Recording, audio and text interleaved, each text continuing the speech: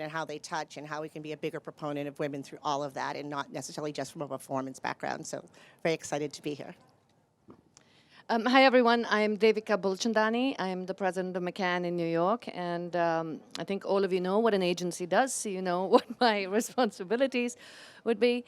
I'm really passionate about this. And I mean, if you've ever heard me talk about it, I always tell the story about when I was 5 years old, I learned how to pee standing up because I thought the only way for me to be seen or heard was if I knew how to behave like a man. And they were my two older brothers and behave like boys. So this has been something I moved out of India because if I was in India, I'd have to get married, and I didn't want to get married. I actually wanted to have a job and earn money. My father-in-law still tells me every time I go home to say, quit your job, I'll pay you. And I love to say to him, you couldn't afford me. Go, girl. That's a whole other conversation. Exactly. Know your value. But anyway, that's why, there's something super personal in it for me, just from a cultural perspective, and obviously professionally. But I think we're all here for that reason. Did you finally learn how to sit on the toilet? I'm really good at standing up and peeing. I was gonna So say, teach if you us how want to stand. lessons, come to me. I also have a device, by the way. It's really helpful. That's also another conversation. We need to have that one, too. I'm going to remember that for a long time. Hi, everybody. I'm Gail Tifford. I see so many friends in the audience. I am the, it's funny, I don't know what to say first. Okay, I'm the Chief Brand Officer of WW, formerly Weight Watchers, and I'm also one of the co-founders of #SeeHer. So really, really excited to be here. And I think when I think about what we're trying to do with inspiring a movement, I think what has been so successful is the emotion that has really been stirred in men, women, young, old, that have gotten involved in the movement. And I think when I think about what is a better way to really stir or ignite emotion, it's music. So I'm really excited and passionate to be on this panel. Okay, amazing. So let's just get right to it. And Jen, I have to start with you because you really, started this concept for us of See Her, Hear Her. And I just remember being in an airport somewhere, and on International Day of the Woman, I see this whole, was it International Day of the Woman? It was on NBC. Yeah, on NBC, and I'm standing in an airport, and there you are on the screen, and I was so moved by the segment, I started screaming in the airport, like, oh my God, See Her, Hear Her is on the thing. And everyone, of course, thought I was absolutely nuts, which I was. But tell us what that was all about. Well, as you mentioned on International Women's Day on March 8th, we helped just push this out the door. It was not Citi's idea. It was actually the idea of a lot of folks that are sitting up here, a lot of folks in this room, that there was an opportunity to advance gender equality in the music industry. So we were super excited and proud to take a leadership position in partnership with the ANA. And really launched this movement. And if you look at the stats, it's staggering. 17% of artists and 12% of songwriters are women. That's not enough. That is literally not enough. So we took a step back. We've had a large position in music for years. We'll work with over 1,500 artists this year alone. And we said, could we actually go outside of our own industry and make a change? And we said, yeah, we should and we can. And so what we did is push this out the door and really put a spotlight on a cause that really needed to be addressed. And as brand marketers, it's really, really important. Music is such a critical part of our overall storytelling. So we just thought, okay, if we can help push this out the door when we've all been talking about it and we just needed that kind of final push, maybe we can get other marketers to come with us and make this a collective. So we're excited to do that. For us, obviously music, we're a global brand. It is the universal language. It allows us to speak to people regardless of where they're located, regardless of what life stage they're in. There's nothing else like it. It's also the soundtrack of all of our lives. So you remember moments, you remember memories, you remember people, you remember brands that are aligned with music. So as a brand marketer, as a woman, and as a music fan, I just felt like this was a place we wanted to be. I love that. I'm going to ask you a question because I always go off script of what your favorite song is. We'll do it at the end, so I'm giving you time to think about it. In the meantime, so just FYI, heads up. You can ask all of us? Yeah, it's going to be a lightning Favorite round. song or artist? You could favorite song or artist. Okay.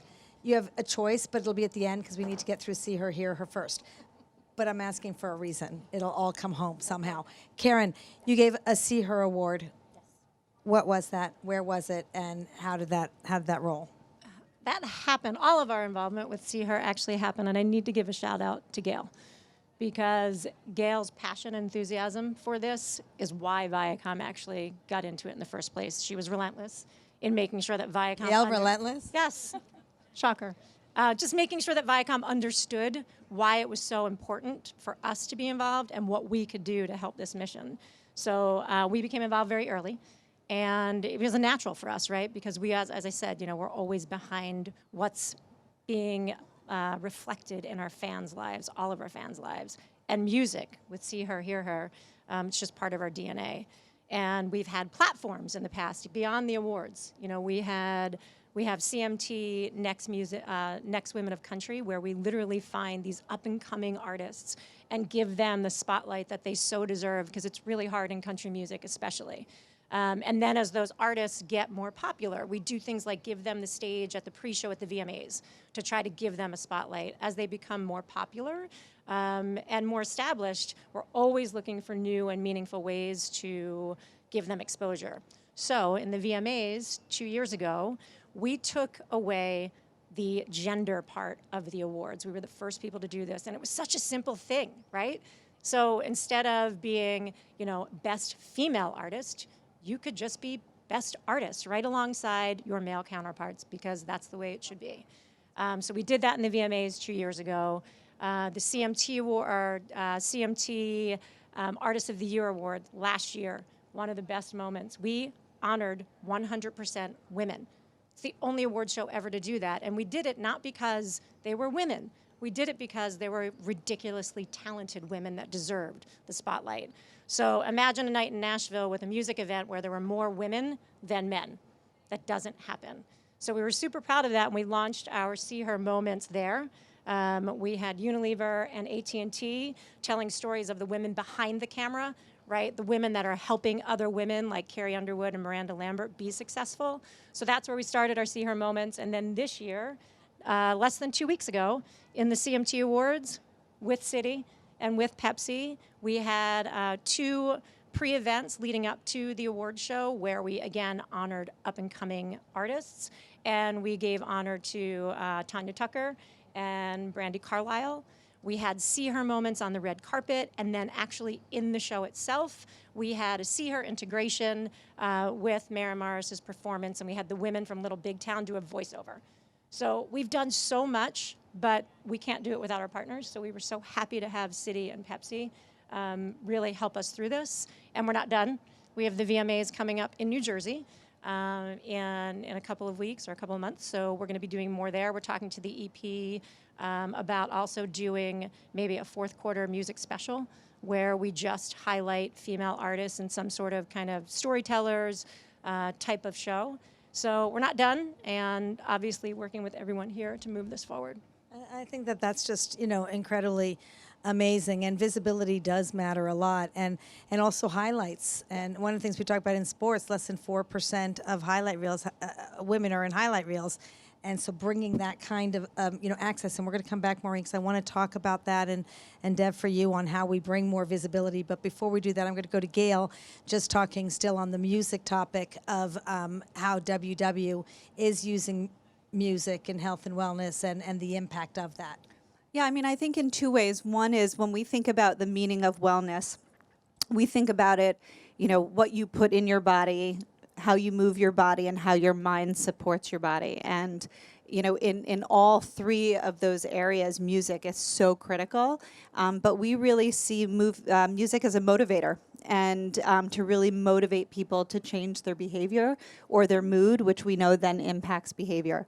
And so it's really, really important. And in fact, with our winter campaign, where did my agency folks go? I was just going to give them a good call out. Thank you. No one ever misses a good call out. You wouldn't have appeared if it was a bad one. So it's good that it's a good one. Karina, Global CEO of Anomaly. But when we were launching our winter campaign, it was really important to us that we look at a balanced slate of female and male artists. And it just so happened that we chose a song by Lizzo, Worship, which is now stuck in my head forever. But it's something that that was really important to us, is to, not to just say we just want a woman, but we want to look at a balanced slate. We want to give everyone a fair chance, and it just so happened that it was Lizzo. So just in the back, let's cue up Worship, Lizzo. We're going to play it in the end. Okay, so I just want to go, Maureen, to you, Live Nation. Like, you're shaping music with all of your artists. How do we bring more visibility to female artists, and what are you doing in this area to promote women? Well, I'd said at the beginning, I've had the luxury and the fortune to be in the music business for 30 years. And back then it was a lot easier, believe it or not. I know it's counterintuitive, but to be a woman in the music business, there were less women in the business. So there was absolutely more opportunity to learn the business from the ground up. So I feel very fortunate for that. I feel unfortunate to be representing part of the problem in the music business as one of those that is. No, but you have the most impact on the solution, so exactly. Don't worry about that. Okay, good. So we actually looked at the entire problem. It is performance-based, of course, but it's Semitic to our entire business in terms of we don't have enough women executives in the music space. We're not encouraging and funding enough entrepreneurs in the business space that actually will be the end product of how we're able to bring more performers in the forefront from a music standpoint. So looked at the problem from a Live Nation lens internally and externally. And internally we created We Nation, where we have 21 chapters around the globe of executives, internal executives that are really looking at, what change can we make internally as executives. And then, as usual, we had to take a step back and say, it's great for the executives to talk more about how we can empower women in the business. And we weren't really doing much with the younger people in the business. Of course, we usually start amongst ourselves and try to solve those problems. And some of the problem was we weren't really acknowledging that we needed to invest in helping women find their voices within the company and within the business, because it was very male-dominated. So we've done a lot of workshops. I particularly like to run one, which is specifically about finding your own voice in the company and in the business, and it's been very successful, and we've been able to actually work with through different internal mentorship programs to watch their careers and how we can involve them in different aspects of the business. So internally, we're really proud of us being able to take kind of a stance and really to have gender equality in the forefront.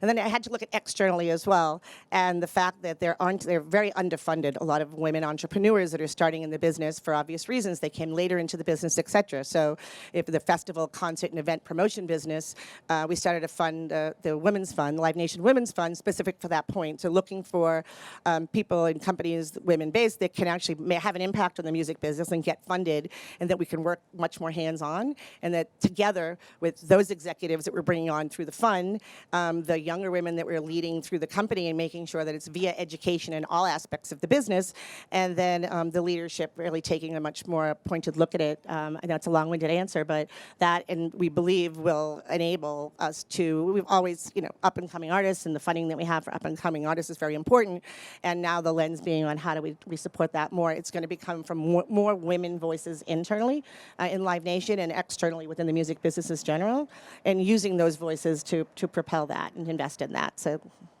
But I think that you really nailed it and came up with a very concrete action step where it's not just female artists, but it's the women in the business of music that we also need to be focusing on. And yeah, I said 10 years ago, and Jen and I have been in a lot of the same panels, it was about awareness. I mean, we had to it took us 7 or 8 years to just talk to each other about how do we make this problem, and so to come out from an awareness problem to an action, and just be sitting here actually talking about all of us specific actions, I think is probably the most rewarding. We're not talking about the problem anymore, we're taking action on fixing it. It's solutions and accountability and micro actions and steps forward, and sometimes they're just not that complicated. We just wait for this big one moment, which doesn't happen, so we go backwards instead of, I don't care if it's a baby step or a giant leap, just take one and push forward, right or wrong, make a move. I think that's really important. Dev, let's go to making a move, because you're making a lot. So how do we think about, in the agency business, putting more visibility and limelight on female artists, and also tell us about your podcast? So I think from an agency perspective, it's sort of interesting. When you think about music, traditionally, I think we thought about music as entertainment, a layer onto commercials. But music is message.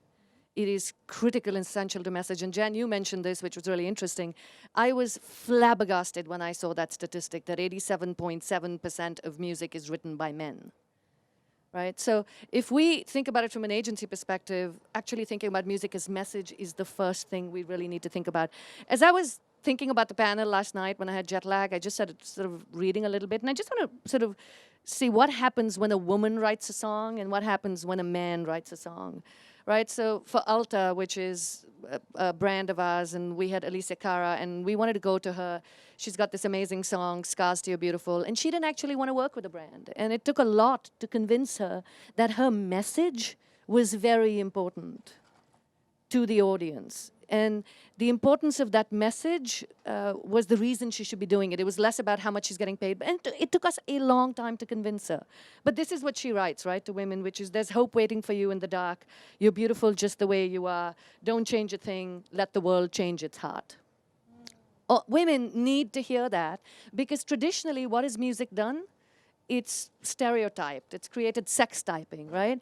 What do we hear? I just love this. I have to read this. Post Malone. I could never memorize this, even if I wanted to. But Wait, before you go to that, because I see Julianne back there, she taught me something new today when you use the word heart. And that really is, until you experience something, you don't even really understand what that means. She taught me how to give a heart-to-heart hug today. How do you do that? I'm going to show you. Stand up. Let's do that. Yeah. So normally you Do our boobs touch? Yeah. Normally you go like this, right? When you give someone a hug, but this time you go like this. Oh, left. And it's a heart-to-heart hug. Oh. So you brought it up. I have to tell you. Oh, that was beautiful. Oh, I love that. I'm going to give heart-to-heart hugs.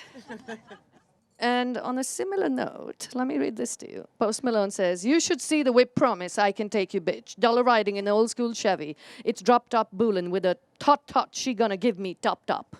One, it's not English.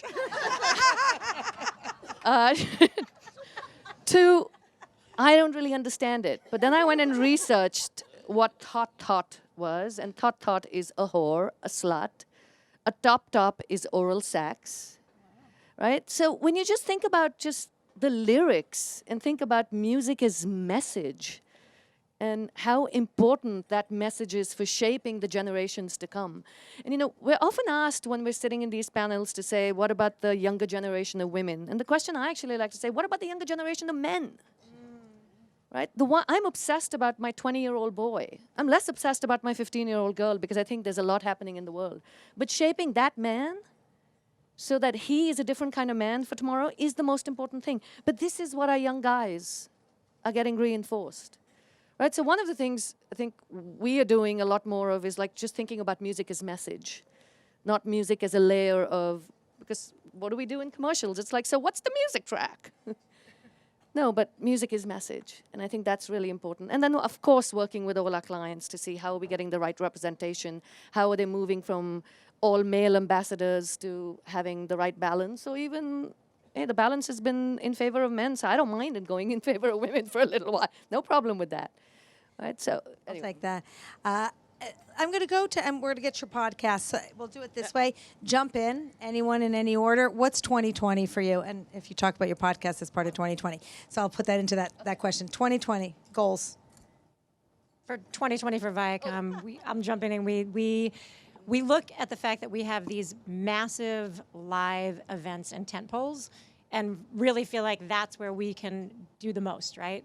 That's where we can create the most awareness. So together with the ANA and Liz Dinson, I don't know if she's here, but she has been working tirelessly with Carrie Deming at Viacom in order to figure out a way in 2020 where we can integrate better into our tentpoles, where we can do better storytelling in our PSAs across all of our platforms, so that, you know, this time next year, we can sit here and say that we were an integral part in helping move this mission forward. So success for us will be better integrations in tentpoles, better storytelling in PSAs.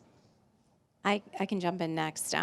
We'll continue doing a lot of the same things that you just spoke about, but I think the most important thing for 2020 for us is really taking a page out of Shelley and Gail and Patty and the other folks that launched SeeHer, and how they were able to create this brand collective. We really feel like for this to work, it's not the Citi story, it's not the Viacom story, it's not the Live Nation story, it's the collective coming together. And I think this wise woman in the white down here says it all the time, but if you can't treasure it if you can't measure it. So I think having us all come together and put a wrapper around this so that it doesn't become a hobby or a one and done, and the power and the strength of all that together. So I know we'll do a lot of individual things at Citi to push this forward and use our platform and our voice, but I think coming together and really having that brand collective and pushing behind this initiative is where we're going to see real change. Thank you. And I just have to do a shout out to Paul Pullman, who gave me Measure What You Treasure. So thank you for the lady in white taking credit for it, but I can't. Thank you, Paul Pullman. It was just so true. Well, it was just very funny with Paul because we created the GEM, the Gender Equality Measure, and it was called GEM, Gender Equality Measure, and we said GEM. And then one day I hear Paul saying, you got to measure, you got to treasure what you measure. And I'm like, treasure? GEM, that's GEM. And so that's how we started calling it GEM, just FYI, a little history. Okay, let's go, Maureen. I'll just add to that. I think with all the initiatives, I think I like the measure treasure as well, because I think the initiatives that we've started and that we've created still weren't measurable. I think we were still talking about what action we needed to take. So actually implementing all of the things I talked about earlier, and then next year actually having measurable results for the first time. I mean, we're working with these 3 different women entrepreneurs with their efforts. So we're able to measure that and actually tell stories around it. We really don't like to tell the stories until after we've done the work, as opposed to promoting it in advance. So I think we'll have a lot of positive messages next year, externally with those entrepreneurs, as well as internally. I mean, of course, we have to put the spotlight on ourselves to look at gender equality, gender, more training for women executives, and then, of course, pay equality. So it's a big spotlight internally. It's a big undertaking, but I think we'll be able to actually have some measurable results in 2020. And I think that's the most important part. Like I said, it's the action part that's exciting. Fantastic. Thank you. As an agency, we're in a slightly different position, which is we always try to influence our brands. But one of the things we've been trying to do at McCann a lot is influence our own culture to do things that our own people care about, right? Obviously on behalf of our clients, but also just on behalf of ourselves. We've done a lot of work for March for Our Lives. That's how it came about, because people were interested.